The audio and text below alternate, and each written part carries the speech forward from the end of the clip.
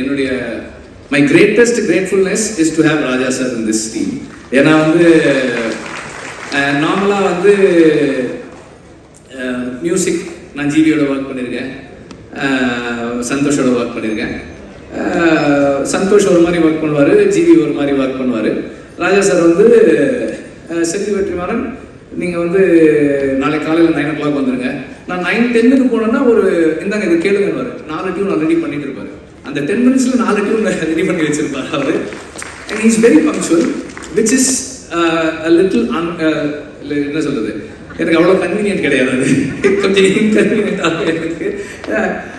ஆனால் இன்னைக்கு காலையில் 9 o'clock வரேன்னு 9:25 கால் பண்ணுறாரு. என்ன வெற்றிமாறன் என்ன இன்னும் வரல? சார் வந்துகிட்டே இருக்கேன் சார் அப்படின்னு அவசரமாக போனேன். ஸோ எனக்கு வந்து ஒரு அந்த மியூசிக் சைடில் எனக்கு எதுவுமே கவலையே இல்லை, நான் யோசிக்கவே மாட்டேன். அவர் சார் இந்த மாதிரி ஒரு சாங் சார், ஓகே இந்த மனசில் சாங் அப்படி தான் ஒரு சார் நான் வந்து ஒரு சீக்வன்ஸ் பண்ணியிருக்கேன் சார், ஐ திங்க் ஒரு சின்னதாக ஒரு சாங் இருந்தால் நல்லா இருக்குன்னு எனக்கு தோணுது சார், அந்த சீக்வன்ஸ் காட்டுறேன் அப்படின்னாரு. சரி காட்டுங்கன்னாரு, நான் காமிச்சேன். அதில் இந்த ப்ரொட்டாகனிஸ்ட் வந்து அந்த ஃபீமேல் ப்ரொட்டாகனிஸ்ட் லீட் கிட்ட ப்ரொட்டாகனிஸ்ட் அவன் பேசிகிட்டு இருக்கான். பேசும்போது எனக்கு இது இந்த இடத்துல பேசலாமான்னு தெரியல, ஆனால் பேசாமல் இருந்தால் ஒரு மாதிரி இருக்குது, ஒரு மாதிரி அன்கம்ஃபர்டபுளாக இருக்குது அப்படின்னு சொல்லி அவன் சொல்லுவான். சீன்லாம் பார்த்தாச்சு. ஒரு 2 days கழிச்சு ரெக்கார்டிங் கம்போசிங் உட்காரலான்னு சொன்னார். ஒரு 5-6 டியூன்ஸ் கம்போஸ் பண்ணிவிட்டு அதில் ஒரு சீன் ஒரு டியூன் டிசைட் பண்ணோம். நெக்ஸ்ட் மார்னிங் அவர் கால் பண்ணார். இல்லை வெற்றிமாறன் நான் அதை யோசித்தேன், நான் வேற ஒன்று பண்ணியிருக்கேன், நீங்கள் வாங்க அப்படின்னாரு. ஆக்சுவலாக நான் அவருக்கு காமிச்சேன், எனக்கு அந்த சீன் மறந்துடுச்சு. இவர் டியூன் பண்ணிட்டு லிரிக் எழுதிட்டார். மனசுல ஒரு மாதிரி இருக்கு அப்படின்னு, ஒரு மாதிரியா இருக்கு. நான் நல்லா இருக்கு சார். அப்போ சொன்னார் அந்த சீன்ல அவன் சொல்றான்ல அது நல்லா இருக்கு அப்படின்றாரு. ஸோ அது எனக்கு வந்து ரொம்ப ஆச்சரியமா இருக்கும். நான் அசிஸ்டன்ட் டைரக்டராக ஒர்க் பண்ணும்போதே நோட் பண்ணியிருக்கேன்.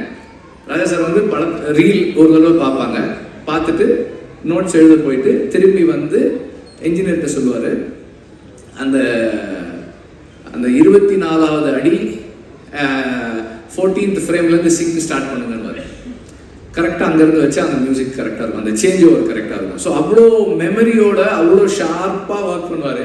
அதை நம்ம நேரில் பார்க்கும்போது பக்கத்தில் இருந்து பார்க்கும்போது அந்த மைண்டை அண்டர்ஸ்டாண்ட் பண்ணுறது வந்து it is a great experience அப்படிதான் சொல்ல. எனக்கு ரொம்ப அண்ட் எல்லாரும் சொல்ல ஒரு எக்ஸ்டென்ஷனாக ராஜா சார் பேசுறது, அவங்க எல்லாம் பேசுறத கேட்பாங்க. நான் அவருக்கு தெரியாமல் எப்போ போனாலும் இந்த கேமரா ஆன் பண்ணிட்டு அப்படி வச்சுட்டே உட்காந்துட்டே இருக்கேன், எல்லாம் ரெக்கார்ட் பண்ணி வச்சிருக்கேன். ராஜா சார் வந்து கீபோர்டில் அந்த ஹார்மோனியமில் உட்காந்து அந்த டியூன் எப்படி வருதுன்றதெல்லாம் எடுத்து வச்சிருக்கேன். நான் I really enjoy the privilege. I feel it's a privilege எனக்கு. அண்ட் அவர் வந்து எனக்கு நிறைய ஸ்பேஸ் கொடுக்குறாரு. இந்த சென்ஸ் பர்சனலாக அவரோட இன்ட்ராக்ட் பண்ணுறதுக்கு, பேசுகிறதுக்கு, நமக்கு பிடிச்சதை சொல்கிறதுக்கு. அப்புறம் வந்து ராஜா சார் கிட்ட நான் பார்த்தது ஒரு விஷயம் என்னென்னா, நம்ம ஒரு சாங் பண்ணுறோம், அந்த நேரம் நமக்கு அது கரெக்டாக இருக்குது. அப்புறமா வந்து as we take long time to make the film, அந்த ப்ராசஸில் ஏதாவது மிஸ் ஆகும்போது சார் இல்லை சார் எனக்கு வேற மாதிரி இருந்தாலும் ஓகே அதை விட்டு வேற மாதிரி பண்ணிக்கலாம். அவரோட ஒரே என்னன்னா இந்த படம் இந்த டைரக்டர் அவங்க விஷயம் என்ன, அதுக்கு நான் எப்படி கான்ட்ரிபியூட் பண்ண போறேன், what is my contribution to the film. அந்த personal like dislike ideology differences அதை பற்றியெல்லாம் அவர் கவலையே படுறது கிடையாது.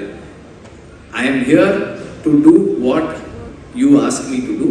நீ சொல்லு நான் செய்கிறேன், ஆனால் நீ கரெக்டாக சொல்லு, வாட் யூ வாண்ட் கிளியராக சொல்லு அப்படின்னு. நமக்கு கிளாரிட்டி இருக்காது ஆனாலும் அவர் வந்து சரி ஹீ கிவ்ஸ் த டைம், சரி உனக்கு என்ன வேணும், எப்படி வேணும், ஓகே எஸ் ஃபைன். இப்படி இந்த ஜேர்னியில் ஒரு 15-20 டியூன் ராஜா சார் பண்ணுற டியூன் நான் கேட்டிருக்கேன். அவர் எவ்வளோ ஃபாஸ்ட்டாக பண்ணுறாரு. அந்த ஃபாஸ்ட்டாக பண்ணுறதுன்றது ஒரு பெரிய இது இல்லைன்னு தான் நான் நினைக்கிறேன். ஏன்னா அது என்னவா மாறுது. இப்போ இந்த சாங் இப்போ கேட்கும்போது நம்ம நார்மலாக நோட்டீஸே பண்ண மாட்டோம். நம்ம நார்மலாக அதாவது மியூசிக்கலாக ட்ரெயின் ஆகாத ஆட்கள் நோட்டீஸே பண்ணாமல் விடக்கூடிய ஒரு சின்ன சைன் எங்கேயோ கேட்குது, ஒரு சின்னதாக ஒரு ஒரு பெல் சவுண்டு கேட்குது. இதெல்லாம் வந்து அது எப்படி அந்த இடத்துல வைக்கிறாரு, அந்த சவுண்டு நமக்கு எப்படி கேட்குது, இதெல்லாமே வந்து ஒரு பெரிய ஆச்சரியம் தான். அவ்வளோ சாங் இருக்குது, மற்ற மியூசிக் இருக்குது, வாய்ஸ் இருக்குது, அதுக்கு நடுவில் அந்த சாங் இந்த சவுண்ட் இந்த இடத்துல வச்சா கேட்கணும்லாம் ஒரு டிசைட் பண்ணி ஒன்று ஃபைனலாக ஒன்று கொடுக்குறாரு இல்லையா. அதுதான் அந்த அந்த என்ன சொல்றது மியூசிக்கல் அந்த அந்த ஜீனியஸ் மியூசிக்கல் மைண்டு. அதை பக்கத்தில் இருந்து பார்க்கறது எனக்கு ரொம்ப சந்தோஷம். இதில் இந்த படத்தில் 4 சாங்ஸ், 4மே 4 விதமான சாங்ஸ். ஸோ ஒரு இந்த ஜேர்னியில் எனக்கு ராஜா சாரோட இருந்து அவரோட இன்ட்ராக்ட் பண்ணுறதுக்கான ஆப்பர்ச்சுனிட்டின்றது என்னுடைய லைஃப்பில், பர்சனல் லைஃப்பில் என்னை நான் இம்ப்ரூவ் பண்ணிக்கிறதுக்கான ஒரு பெரிய கிஃப்டாக தான் நான் பார்க்குறேன். என்னை எல்லா விதத்துலேயும் வந்து இம்ப்ரூவ் பண்ணிக்கிறதுக்கான ஒரு பாசிபிலிட்டி அது. அண்ட் ஆக்டர்ஸ் அண்ட் டெக்னீஷியன்ஸ், இப்போது எனக்கு வந்து இந்த படத்தில் பல இடங்களில் சொன்னாலும் திரும்ப சொல்கிறேன், 8 நாள் வாங்க அப்படின்னு ஷூட்டிங் கூப்பிட்டு போனேன் சேதுவை. இந்த செகண்ட் பார்ட்டு அன்னைக்கு ஷூட்டிங் முடிக்கும் போது எவ்வளோ நாள் ஆச்சு ஃபர்ஸ்ட் பார்ட் செகண்ட் பார்ட் ரெண்டும் சேர்த்துன்னு கேட்டேன். 257 டேஸ் அப்படின்னு சொன்னாங்க. அதில் வந்து சேது எப்படியும் ஒரு 120 டேஸாவது குறைஞ்சது நடிச்சிருப்பாரு. அந்த பேஷன்ஸுக்கு I am very grateful, thank you. Soori வந்து அதோட அதிகமாக தான் நடிச்சிருப்பாரு. எல்லாருமே வந்து இப்போ ஷூட்டிங் இருக்கோ இல்லையோ இந்த படத்து கூடவே ட்ராவல் பண்ண நடிகர்கள் நிறைய பேர். அப்புறம் அசிஸ்டன்ட் டைரக்டர்ஸ் கேட்டால் சொல்லுவாங்க, எங்கள் டீமில் வந்து ஒரு 2-3 பேர் வந்து தோழர்னு கூப்பிட்டு பழகின ஆட்கள். இன்னைக்கு வந்து எல்லாரையுமே தோழர்னு தான் கூப்பிடுறாங்க. அவ்வளோ பெரிய ஒரு இங்கே ஒரு ஃப்ரெட்டர்னிட்டி உருவாயிருக்கு இவ்வளோ நாள் நாங்கள் ஒர்க் பண்ணதில். அண்ட் சேதுவுடைய கமிட்மெண்ட் அண்ட் ஒரு விஷயத்தை அவர் உள்வாங்கிறது, அண்டர்ஸ்டாண்ட் பண்ணிக்க ட்ரை பண்ணுறது, இது எல்லாமே வந்து எனக்கு வந்து ரொம்ப ஹெல்ப்ஃபுல்லாக இருந்தது. ஏன்னா இந்த படத்தோட சம்மந்தப்பட்ட எல்லாருக்குமே விடுதலை தான் வாத்தியார். விடுதலை தான் எல்லாருக்குமே கற்றுக் கொடுத்துக்கிட்டு இருக்கு, இன்னும் கற்றுக் கொடுத்துக்கிட்டு இருக்கு, இன்னும் கற்றுக் கொடுக்க போகுது.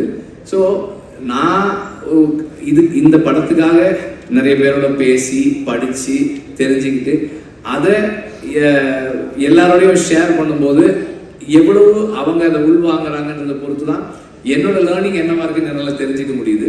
ஸோ அந்த மாதிரி தொடர்ந்து இந்த படம் எல்லாருக்கும் எனக்கு நிறைய கற்றுக் கொடுத்துட்டு இருக்கு.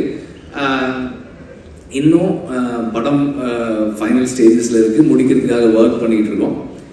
அது முடியும் போது இன்னும் நிறைய கற்றுக்கிட்டு வந்திருப்போம்னு நான் நம்புகிறேன். அண்ட் இந்த மியூசிக் ஸ்டேஜ்ன்றதால எக்ஸ்ட்ராவாக ஒன்று என்ன சொல்ல விரும்புகிறேன்னா, நான் வந்து இந்த படத்தோட பேக்ரவுண்ட் ஸ்கோர் செஷன்ஸை பார்க்கறதுக்கு ரொம்ப எக்ஸைட்டடாக வெயிட் பண்ணிட்டு இருக்கேன். ராஜா சார் வந்து அதை எப்படி என்ன பண்ண போகிறாங்க அப்படின்னு பார்க்குறதுக்கு ரொம்ப ஆர்வமாக இருக்கேன். சீக்கிரம் வரேன் சார், எடுத்துட்டு வரேன் சார், சீக்கிரம் வரேன். அண்ட் நம்பர் ஆஃப் டேஸ் கேட்கும் போதே வந்து தெரியும் எவ்வளோ சேலஞ்சிங்கானதுன்னு. 257 நாள் ஷூட்டிங்கு.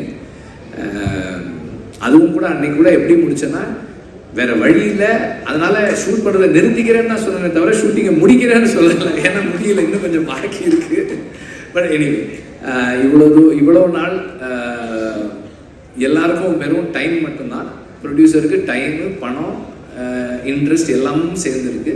அதோட சேர்ந்து அவரும் வந்து இந்த படத்தின் மூலமாக லேர்ன் பண்ணி அவர் பர்சனல் லைஃப்லையும் நிறைய சேஞ்சஸ் பண்ணிக்கிட்டு இந்த படத்தோடவே தொடர்ந்து கூட இருக்காரு.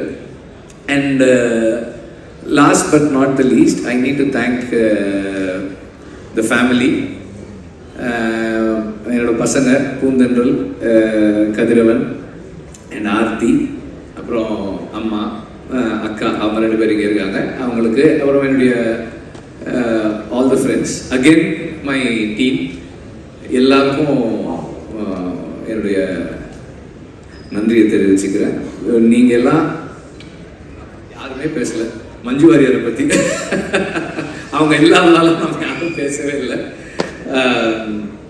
அவங்களே அந்த மாதிரி தான் கூப்பிட்டேன். சும்மா ஒரு கெஸ்ட் ரோல் ஒரு 3 நாள் வரைக்கும் நான் கூப்பிட்டேன். ஓகேனாங்க. 3 சீன் சொன்னேன் நினைக்கிறேன். 3 சீன் சொன்னேன். இப்போ 2 பாட்டு இருக்கு அவங்களுக்கு படத்தில் she plays a very important role. அவங்களோட அசுரனுக்கு அப்புறம் அவங்களோட ஒர்க் பண்ணுறோம். இந்த commitment again she brings in அந்த ஒரு கேரக்டருக்கு அவங்க கொடுக்குற லைஃப், அதுவும் ரொம்ப ஸ்பெஷலானது. இந்த ரோல் உண்மையிலேயே ஒரு ஸ்பெஷலான ரோல் தான் அது.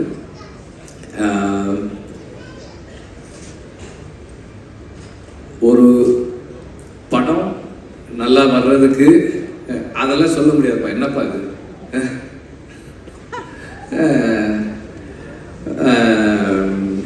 அவர் என்னுடைய நண்பர். அவர் ஒரு கம்பெனி வச்சிருக்காரு. அது என்ன கம்பெனி அது? Indian safety company. ஒரு company Indian cinema safety company ஒரு கம்பெனி வச்சிருக்காரு. எங்கள் படத்தில் இந்த காட்டில் ஷூட்டிங் பண்ணும்போதெல்லாம் அவங்க அந்த சேஃப்டிக்காக ஒர்க் பண்ணாங்க. க்ரூ மெம்பர்ஸோட சேஃப்டிக்கு அதை பற்றி சொல்கிறாரு.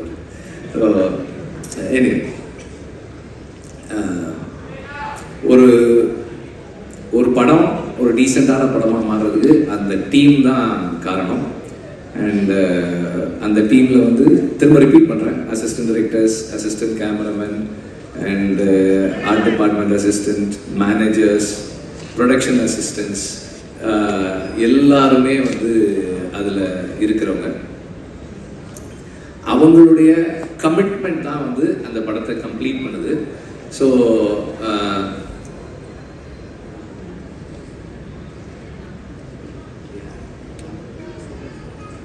அதான் யார் பேரும் சொல்லன்னு சொல்லிட்டேன்டா. ஏன்டா எல்லாரும் டீம்னா எல்லாரும் தானடா, எல்லாரும் தானடா.